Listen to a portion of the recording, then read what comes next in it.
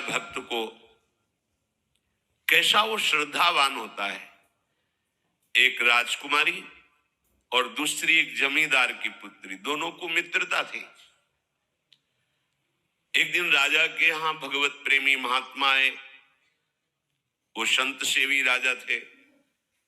महात्मा जन आते रहते थे और महात्माओं का कार्य ही होता है निरंतर अपने प्रभु की सेवा और सुमिरन में मगन रहना।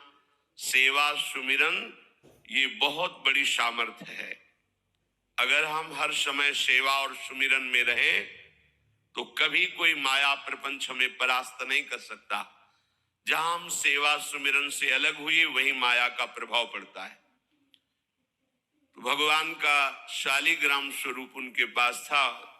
खूब भाव से सेवा कर रहे थे और नवीन अवस्था की कोमल हृदय वाली ये दोनों सखियां देख रही थी।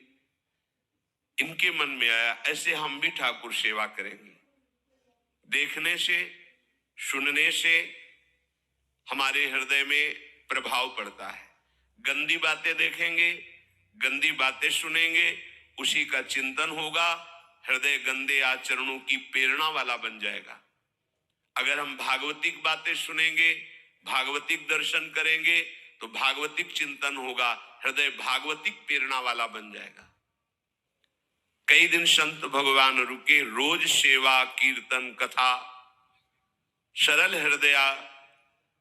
उन दोनों सखियों में बात आई कि चल करके संत भगवान से कहते हमको भी ठाकुर जी दीजिए।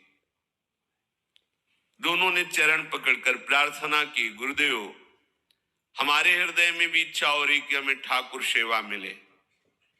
अब दोनों बच्चे ही थे। संत भगवान ने विचार किया सेवा पद्धति में बहुत सावधानी की आवश्यकता होती है।